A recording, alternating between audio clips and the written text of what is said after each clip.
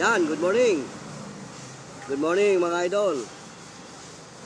Welcome pong muli sa ating channel. Ito pong muli ang inyong lingkod, si Boyet. Ay muling bumabati ng isang magandang umaga. Saan man kayong panig ng ating mundo naroon mga idol, maging dito sa ating bansa, Luzon, Visayas, Mindanao, ay binabati ko kayo ng isang magandang umaga. At nawa mga idol, ay nasa mabuti tayong kalagayan hanggang sa mga oras na ito. Bueno mga idol, ang paksa ng ating tatalakayin ay kaugnay pa rin ito ng mga napapanahong issue. Hindi naman kaila sa ating lahat na ang dating Pangulong Duterte ay inaresto na ng ICC. At ngayon nga ay kasalukuyang nagluluksa at nagdadalamhati ang kanyang mga supporter dahil sa mga pangyayari. At ibinubuntun ngayon ang mga pangyayari dito sa ating Pangulo. At may mga istika sila na dapat daw ay hindi pinayagan ng ating Pangulo na arestuhin o kunin ng ICC ang dating Pangulong Duterte. At lumalabas pa sa iba nilang mga haka-haka at na may nagsasabing parang kinidnap nang walang sapat na ibig sabihin ay basihan. Pero kung ilalagay sa mga pangyayari, ang dating Pangulong Duterte ay inisyuhan ng yung tinatawag na warrant to arrest. At yan ay na-receive ng ating bansa. Pero ayon sa iba, yung mga pangyayari, parang illegal ang nangyaring pag-aresto sa ating dating Pangulong Duterte. At yan nga ngayon ang nagiging usap-usapan sa mga pangyayari yan, at sila bumubuo sila ngayon ng grupo para mag-people's power. Balak nilang i-people's power itong ating pamahalaan para bigyan daw di umano ng katarungan o yung nangyaring pagkuha sa ating dating Pangulong Duterte.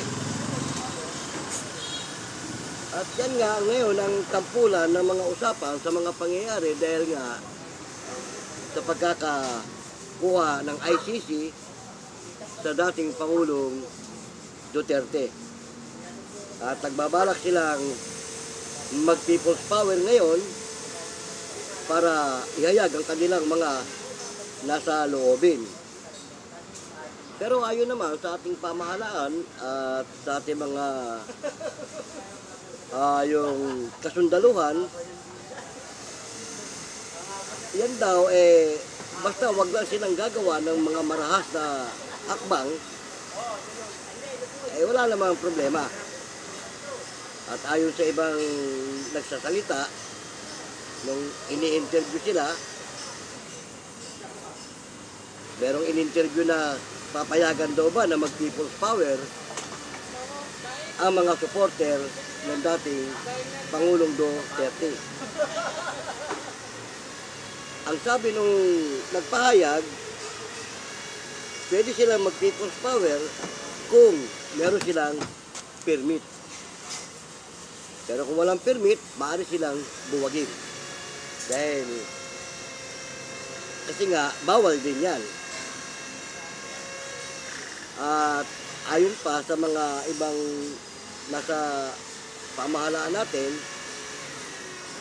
kahit sino ay may malayang karapatan na tinatawag na freedom of express. Pero kaya nga lang, may limitasyon ang ating pagpapahayag sa ating mga nasa loobin. Kung below the belt na ang gagawin ng itong mga magpi-people's power, siyempre hindi yan pahihintulutan ng ating mga kapulisan at ng mga kasundaluhan. Yan mga idol, viral ngayon yung pangyayari ng pagkakapick up sa ating dating Pangulong Duterte. Pinalalabas nga nila na illegal ang pagkakatakip ng ating dating Pangulo at hindi daw dumaan sa tamang proseso. Ngayon, nung in-interview ang ating Pangulong Bongbong sa kanyang press conference, ang sabi ng ating Pangulo, ibinigay lang ng ating pamahalaan kung ano ang nararapat. Kasi nga naman, yung Interpol, nung nangailangan tayo ng tulong sa Interpol para yung mga kababayan na natin na nasa ibang bansa, makuha. So sa madalit sabi, nung ang Interpol naman ang nangailangan ng tulong sa atin, nararapat lang na ibigay din natin kung ano ang kanilang kahilingan. Ang Interpol ang naatasang dumakip kay dating Pangulong Duterte. At yan ay dumaan naman sa approval ng ating Pangulo. Kaya ngayon, ang lahat ng sisi ay sa ating Pangulo.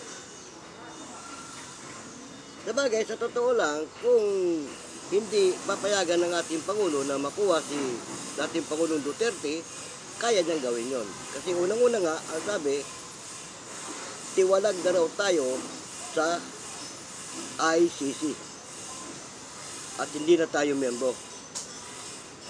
Kaya nga lang, pag magbabasihan mo yung reklamo, 2017 pa pala ito nakasampas sa ICC.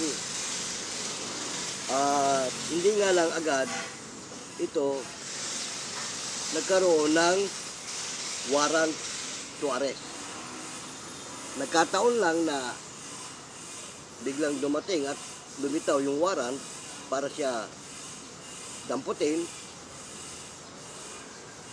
Kaya nung mga nakaraang araw, dinampot siya. Pero yung sinasabi na illegal o yung walang tamang proseso, binasahan naman siya ng yung tinatawag na Miranda. O binasa sa kanya kung anong karapatan niya, kung ano-ano niya, bago siya tuluyang dinala. Kaya nga, samot-samong estikulasyon ang lumilitaw ngayon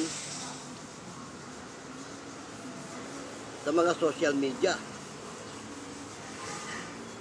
Pero mga idol, sa totoo lang, si Duterte mismo ang gumawa ng kanyang problema na ngayon nga ay naibubunton sa ating Pangulo. Marami naman na nagsasabi rin na bakit kay Pangulong Bongbong Marcos isisisi ang lahat samantalang si Pangulong Duterte nga naman ang gumawa ng kanyang problema. At ginampanan lang naman ng ating pamahalaan yung nararapat. Ngayon, sila nag-file sila ng TRO o Supreme Court. Pero yan, sabi ng iba, ng mga dalubhasa, kung matutuloy ang paglilitis sa kanya, yung trial lang pala, naabot na ng kulang-kulang 8 taon. Ang tagal, di ba? Pero merong isang nagpahayag na may mga lapses na nangyari sa pag-aresto kay Ginoong Duterte. Yung abogado na nagpaliwanag doon sa mga patakaran na dapat gawin, merong mga lapse na hindi nangyari. Ayun naman, siguro, sa biglaang pangyayari nga, at hindi naman siya nag-react, sumama naman siya, kaya nagkaganon. Pero marami nagsasabi na pwede siyang makabalik dito sa atin. Kasi siyempre, imbestigahan muna siya ron eh. Aalamin yung punot dulo kung ano talaga. At kapag wala namang matibay na basihan tungkol sa reklamo, baka mapawalang sala siya.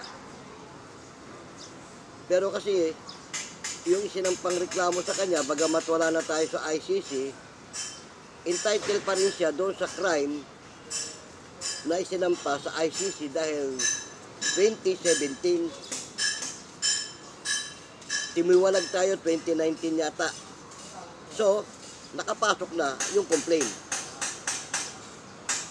Kaya, kahit na tiwalag na tayo sa ng ICC, may karapatan pa rin ang ICC na asikasuhin yung reklamo sa kanila. Kaya yun ang nangyari. Ngayon, kung totoo yung sinasabi nung ibang na matagal daw ang trial dyan, may nagtanong nga na gaano ka tagal ang yan, ang sabi nung sumagot,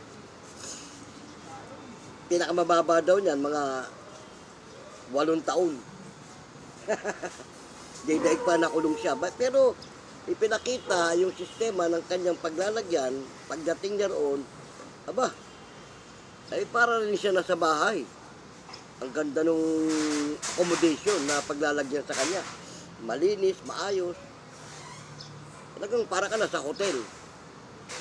Oo, hindi naman siya magmumukhang kawawa na hindi kagaya ng kulungan natin dito. Ay sabi nga mabuti pa siya, maganda kulungan niya ron, sakaling makulong man siya. Ay samantala nga naman si Dilima. O di ba? Kulungan dito sa atin. O, almost 7 years din yata siya na nakulong. Ang pangit ng kulungan. Hindi kagaya nga naman yung pinagdalang kay Duterte, pinakita ang ganda. Yung bungad pa lang labas nung pagdadalan sa kanya, kala mo palasyo eh. Ang ganda. Pati yung loob, yung kwarto, yung facility, ang ganda. Para ka na sa hotel. Hindi siya magmumukhang kawawa. At may mga pinakita nga na nandoon na siya. Nung nandoon na siya, pinakita nga, nag-ano pa nga siya nag-video call pa siya nagsalita pa siya. Okay naman, yung talagang kalagayan niya, hindi naman siya nagmukhang kawawa doon. Yung sinasabi na baka kung ano mangyari. At saka nung kunin pala siya, bagamat walang mga doktor na pinapasok o pinaano doon, may mga doktor naman pala na nandoon mismo mag-a-assist sa kanya. At may mga abogado rin na naroon. Hindi nga lang yata pinahintulutan yung mga nandito sa labas para papasukin. No, pero may mga mag-a-assist sa kanya. At ang sabi nga ng ating Pangulo, hindi naman siya pwedeng pabayaan doon. Lahat ng karapatang pantao ay ipagkakaloob sa kanya. Hindi siya tatratuhin doon na parang kung ano pa man. Kaya nga lang, siyempre, yung mga supporter niya, iba ang tendency, iba ang pakiramdam, at iba ang kanilang palagay. Kaya nga, ito, nagdadalamati sila, nangihikayat sila ng isang people's power. Pero sana naman, maging mapayapa din ang lahat. Huwag naman sana mangyari na magkakagulo. Kasi nga, may dati na tayong problema, madadagdagan pa. Tsaka sa totoo lang, mga idol, hindi naman sa kumakampi tayo sa kung kanino pa man, hindi dapat ibunton ang sisi sa ating Pangulo. Dahil unang-una, wala naman siyang alam doon sa mga pangyayari na yun At hindi pa siya Pangulo nung kampahan siya ng kaso. Hindi pa Pangulo ang ating Pangulo ngayon. Kaya kumbaga, na timing lang na deliver yung warrant to arrest, si Bongbong na ang presidente. At hindi naman niya ito matatanggihan. Kasi nga, nung tayo nga naman ang humingi ng tulong sa Interpol, tinulungan tayo. So, ang Interpol naman ngayon ang nangailangan ng tulong, ibinigay din yung tulong sa kanila. Parang nag-vice versa lang ang pangyayari. Kaya lang, hindi ito matanggap ng kabilang panig. Oo. Pero, para sa akin, sabihin na natin illegal ang pagkaka-aresto, sabihin na natin wala sa tamang proseso, nariyan na yan nangyari na andyan na O, kailangan na lang, maging ganda tayo sa anumang mangyayari. Kasi, matagal na yung kaso na yan Nagkataon lang na ngayon lang na-issuehan ng warrant.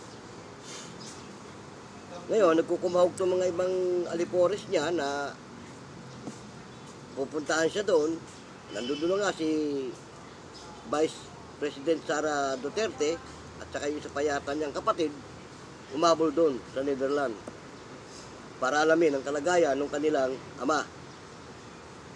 Kaya naniniwala ako na matimbang ang dugo sa tubig.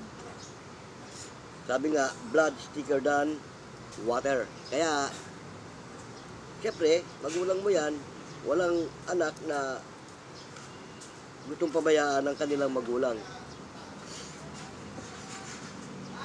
Yun, karapatan naman nila yun Karapatan nila. At walang pwedeng pumigil sa kanila. At kanino man tao na nakikisimpatya sa pangyayari, karapatan ng bawat isa sa kanila. Pero nga lang, yung karapatang ginagarantiya ng ating saligang batas ay may hangganan.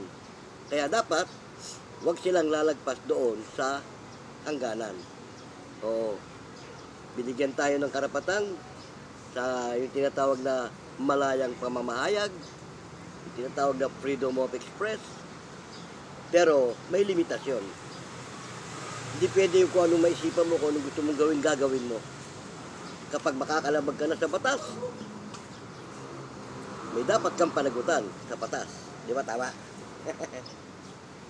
Mga idol, tayo naman nagkukwentuhan lang tungkol sa mga pangyayari kasi nga, ito, napapanahong issue na naman to. Oo. Ngayon, meron pa tayong na hinihikayat nila ang Iglesia ni Cristo na makiisa sa rally. Bakit daw ayaw makiisa ng Iglesia ni Cristo sa gagawing rally? Samantalang, nung ang Iglesia raw ni Cristo ang naglunsad ng rally, marami ang nakilahok. Bakit ngayon daw na alam nyo mga idol, sa totoo lang, ang Iglesia ni Cristo hindi basta-basta sasali o sasangkot sa ganyang sistema. At kasi yan, nabanggit ko na doon sa mga una kong video, bago maglunsad ng anumang aktibidad, ang Iglesia, ipinagpapanatayan. O kaya, kasama ang Diyos sa kanilang aktibidad. Hindi pwede yung pagniyaya, sige, punta tayo ron. O. Kaya ganon. Kung hindi man sasama ang Iglesia ni Cristo sa panghihikayat nilang rally, karapatan din ng Iglesia ni Cristo yun, kung ayaw nilang sumama. Ika nga, wala namang pilitan yan Nung maglunsad ng rally ng Iglesia ni Cristo, wala namang pinilit. O, sama kayo rito. Wala, di ba? Ang sabi lang, yung gusto makinahok, makinahok. Ganon. Kaya nga, hindi basta-basta mapaunlakan ng Iglesia yung panghihikayat nilang rally. Alam nyo sa totoo lang mga idol, kung natupad lang yung binasa ng ministro sa Biblia kung paano masusolusyonan ang problema ng ating bansa, kung natupad lang yon, payapa na sana tayo ngayon. At yung pagkakaisa, kung lahat lang tinupad yung pagkakaisa, wala saan tayo magiging problema. Nabanggit ko na doon sa una kong video sa nangyaring rally na marami ang sumalungat at hindi nakipagkaisa, nagpatuloy pa rin yung tinatawag na pagkakabahagi, kampi-kampi, magagalit ang Diyos. At nangyari na nga. Ayan na. Sunod-sunod na problema na ang darating sa atin. Yun mga idol, wala nang pinakamainam na solusyon sa anumang problema kundi ang payo ng Diyos. Dahil nga sabi, ang hindi nakikinig sa payo at saway, kapahamakan. Yan mga idol, kaya sorry na lang doon sa mga nangihikayat sa rally ng iglesia. Hindi basta-basta ang sino mang kapatid na makikiayon sa ganyan nang walang pahintulot ng taga-pamahala. At pag ang taga-pamahala nagpasya, sige sumama kayo dyan. Pwede. Pero yan, bago mangyari yon, ipinagpapanata nga yan. Anumang aktibidad sa iglesia, sinasangguni yan sa itaas. Ipinagpapanata. Kaya nga sabi ko nga sa inyo, ang Iglesia ni Cristo, laging kasama nila ang Diyos sa anumang uri ng aktibidad. Meron pa tayong naano sa social media na sa parting Marikina, ipasasara daw ang mga kapilya ng iglesia. Dahil daw baka pagmulan ng kung ano pa man. Yan ang malaking pagkakamali na gagawin nila, na kahadlangan nila ang pagsamba ng iglesia. Hindi nila pwedeng gawin yan. Wala silang karapatan para ipapadlock daw yung mga kapilya sa iglesia O, yan ang wag na wag nilang gagawin. At wag nilang susubukan. Dahil dyan, baka kung ano mangyari sa kanila. Dahil kasi ang lingkod ng Diyos matuwid. Sino ba ang katunggali ng lingkod ng Diyos? Di ba, Diablo? Sino ba may gusto magpapadlak yan? Kaninong kaisipan yon? Sa Diablo yon. Kapag ipinasara mo ang isang anumang uri ng pananampalataya o pagsamba o simbahan, tinangasan mo yan, ang Diyos ang kinakalaban mo, hindi naman yung organisasyon o yung relihiyon. Sino ba may kagustuhan sumamba sa Diyos? Di ba? Ang Diyos mismo, siya may utos nun. Sambahin siya sa espiritu at katotohanan. Ngayon, sumasamba ang mga iglesia, haadlangan mo, ipapadlak mo. Sinong kinakalaban mo? Yung iglesia o yung may kagustuhan na sambahin siya? Yan mga idol. Wag na wag niyong gagawin na ipapasara nyo o ipapadlak nyo. Hindi yan kagaya ng mga ordinaryong establishmento na basta nyo na lang ipapadlak. Manap muna kayo ng matibay na batayan para nyo maipadlak yan. Oo, marami nagsasabi kulto ang iglesia. Paninira. Isa na nga yung vlogger na foreigner, kulto raw ang iglesia. Baka hindi nila alam yung tunay na kulto. Ang tunay na kulto, nandudukot ng tao yan, namimikap yan, by forces. Ang iglesia hindi, nag-aanyaya. Anyayahan ka, sumama ka hindi, okay lang.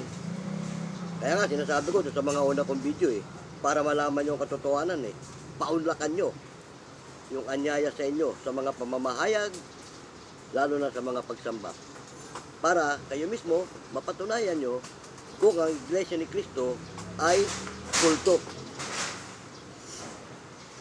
Salita lang sila ng salita ng kulto, sinisiraan ng iglesia ang kulto, pero yung tunay na kulto hindi nila kayang banggain yun. Yung mga tunay na kulto, at pag nakursunundahan ka ng tunay na kulto, kahit sino ka pa. Ganyan. Kaya huwag kayong basta-basta papaniwala na ang iglesia kulto. Kaya nga nag-aanyaya kami sa aming mga pamamahayag at sa aming mga pagsambay para malaman nyo ang kahalagahan ng Iglesia ni Cristo sa ating mga tao. Ang nagtayo ng Iglesia, hindi si Manalo. Na sinasabi nila, Iglesia ni Manalo, si Manalo nagtayo. Hindi. Hula yan nakalagay sa Biblia. Ang sabi ng ating Panginoong Kristo, nung kapanahonan niya, meron pa akong ibang mga tupa na hindi sa kulungang ito. Bakit? Buo na niya yung Iglesia nun eh. Ano sabi pa? Dadaling ko ang kanilang lahi mula sa silangan hanggang sa kanluran. Mga anak na babae at lalaki. O, di ba? Sila ay magiging isang kawan at magkakaroon ng isang pastor. Ang tanong, natupad o hindi? Natupad. Saan magmumula? Sabi, sa malayong silangan. O, pag may nagmulang iglesia bukod sa Pilipinas na malayong silangan, sabihin nyo, hindi natupad ang hula. Walang ibang pinagmula ng Iglesia ni Cristo sa malayong silangan, kundi itong ating bansang Pilipinas.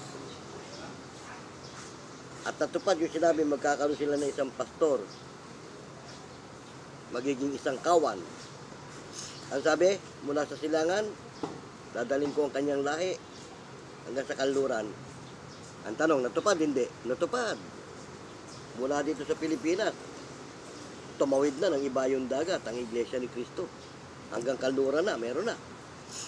O, bakit? Ang sabi nga sabi, sa hilagaan, bayaan mo.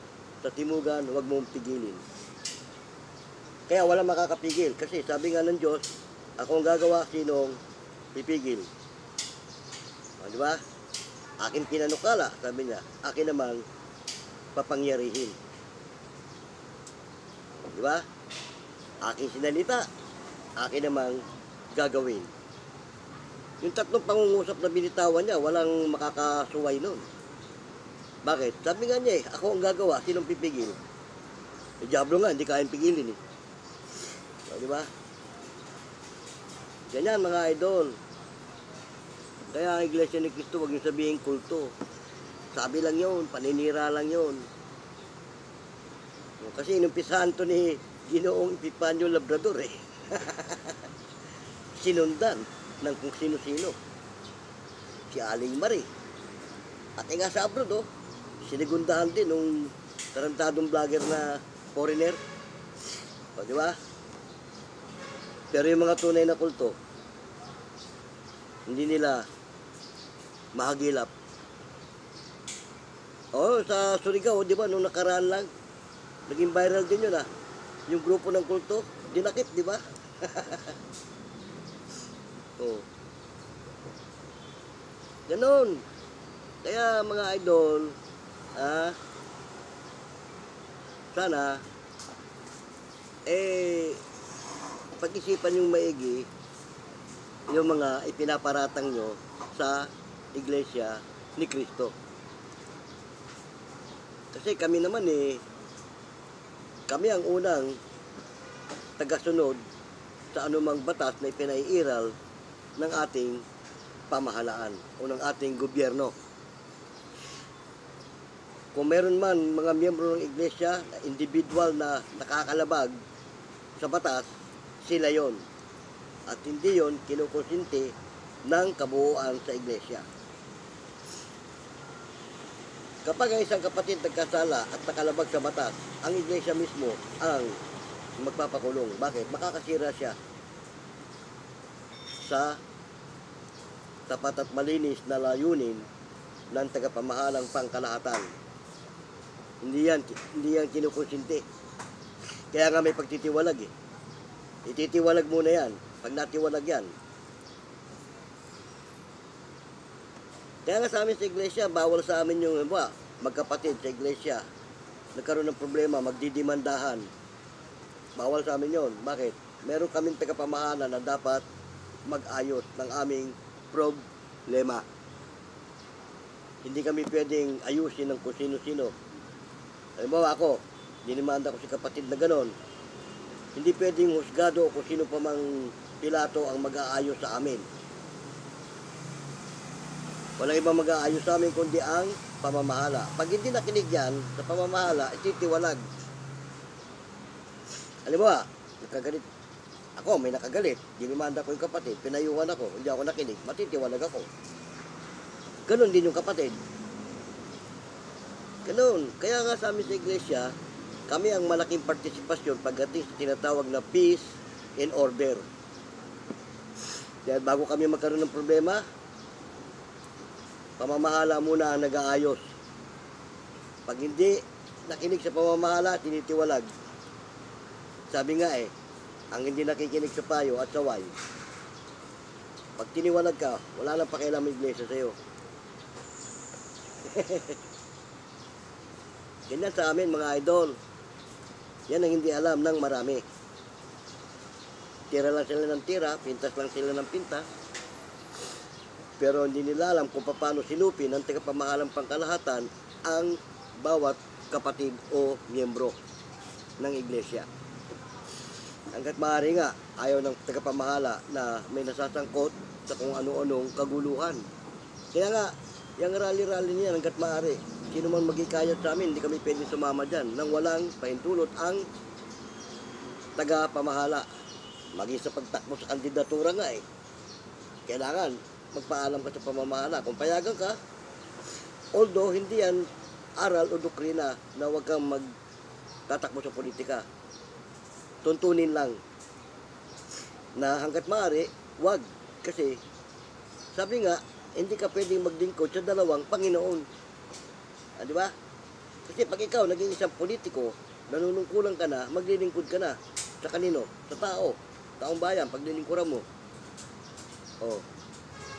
Magiging Panginoon mo yan mga taong paglilingkuran mo Ay, paano yung paglilingkod mo sa taas? Kaya kasabi, hindi ka pwedeng maglingkod sa dalawang Panginoon. Yan nga, hindi nga alam ng mga iba natin, mga public servant na yung mga mamamayan, Panginoon nila yan Bakit? Kaya ka tumakbo para paglingkuran sila Di ba? Maglilingkod ka sa bayan. Ang unang Panginoon, ang ating Panginoon Diyos. Pag ikaw nagkaroon ng posisyon sa kandidatura mo, maglilingkod ka sa bayan. Panginoon mo na rin yung bayan. Kaya hanggat maaari, ibinabawal nga sa iglesia ang kumandidato. Ay sabi ng iba, bakit to si Marcoleta pinayagan? Pinayagan si Marcoleta, ang kapatid namin niya, pinayagan ng tagapamahala yan, pero wala naman siyang nalalabag na makakasira sa iglesia. At sinahangaan din siya, hindi lang ng mga iglesia, ng mga mamamayan. Bakit? Una, si Marcoleta matalino, magaling na lingkod bayan. At yan, hindi yan gagawa ng anumang hakbang na makakalabag unang-una sa iglesia, sa tuntunin. Yan mga idol, sana unti-unti naunawaan nyo yung sistema ng iglesia. Kaya nga inaanyayahan namin kayo kung meron kayong mga kakilalang iglesia sa lugar nyo, may mga kapilya na malapit kung saan kayo, inanyayahan kayo ng mga kapatid, may pamamahayag, subukan yung dumalo. Wala namang mawawala sa inyo. At hindi yun kawalan sa inyo. Di ba? At doon mo malalaman. Ngayon, kung anyayahan ka man sa doktrina, paundakan mo. Hindi naman kung mo dinukrinahan ka, iglesia ka na. Napakahirap pumasok sa iglesia ngayon, mga idol. Kaya sinasabi ko sa inyo. Kaya mga kapatid nga, hanggat maaari, ayaw nilang matitiwalag. Bakit? Kung paano mahirap pumasok sa iglesia, mas mahirap magbalik loob. Iba ang proseso ng pagbabalik loob, mas mahirap. Buti pa nga yung doktrina yung magpapasok dodokrinahan ka, pagkatapos ng doktrina mo, sumampalataya ka mababautismuhan ka. Pero sa natitiwalag, hirap. At yan, pag natiwalag ka, inabot ka ng paghuhukom na wala ka sa iglesia. Sorry. Kung ano makakamtan ng sanlibutan, yun ang makakamtan mo. Yung buhay na walang hanggan, pinagkaloob sa'yo, makakamtan mo rin yun. Pagdating ng araw ng paghukom, buhay na walang hanggan din. Pero, buhay na walang hanggan, sa walang hanggang parusa din. Kaya nga, papipiliin ka. Buhay na walang hanggan, sa kasaganaan, o buhay na walang hanggan sa kaparusahan. Dalawang klase ang buhay na walang hanggan eh. Ipagkakalob yan sa lahat ng tao, iglesia ka man o hindi. Sa ikalawang pagparito ng ating Panginoon, lahat ng nangamatay, bubuhayin. At haharap yan sa hukuman ng ating Panginoong Diyos. Kaya nga doon nga, sinabi nga, sinaysay na yan, lahat ng para sa Panginoon Diyos, nasa parting kanan, mga tupa yan. Yung lahing mga kambing, nasa kaliwa. Yan ang mga parurusahan. Pero parehong buhay na walang hanggan. Ang mabigat lang, kapag sa parusang walang hanggan ka, ayun ang mabigat doon. Buhay ka nga, pero lahat naman bubuhayin eh. Walang itatangi. Di ba? Yan mga idol, salamat na marami at kahit pa paano, sana may nakuha kayong konting kaalaman tungkol sa amin sa iglesia. Tinalakay lang natin yung bagyang tungkol sa ating dating Pangulong Duterte nung siya arestuhin. Pero yun, nakikiramay tayo doon sa mga supporter ng ating dating Pangulong Duterte. Pero sana naman, huwag tayong humanggan doon sa ikapapahamak din natin.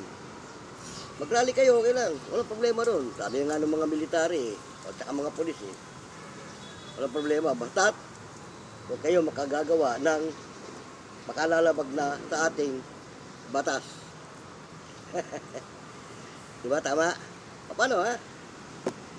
Salamat ng marami at sinamahan nyo ko. Pasensya na kayo. Mga ilang araw din tayong hindi nakapag program ng ganito. Kasi nga, may mga inasikaso itong inyong lingkod na dapat asikasuhin pampamilya. Kaya, pansamantala tayong nawala sa ating programang ganito. Pero ngayon, ito tayo. Salamat ng marami at sa may sandali ay muli nyo akong sinamahan. Okay no, kung may mga question kayo at may mga comment, lagyan nyo lang sa comment section para matalakay natin. Salamat ng marami doon sa mga idol natin na nagko-comment. Binabasa ko yung mga comments nyo. At the same time, sinasagot ko yung comment ng iba ron. Kahit yung mga baser natin dyan, okay lang yan. Normal lang yung sa mga baser na nagbabas. Hindi ako nagagalit sa inyo. Normal yun eh. Isa rin yan, kahit na baser kita, karagdagan ka sa aking viewer. Kasi, hindi ka makakapagbas kung hindi ka papasok doon sa ano ko, di ba? Viewer na rin kita. Di ba? Kaya, nagpapasalamat ako, hindi lang doon sa mga follower, maging doon sa mga baser. Ang buhay ng vlogger kasi nasa inyo eh.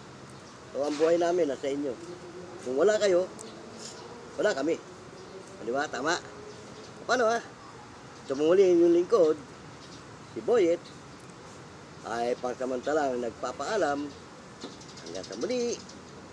Paalam!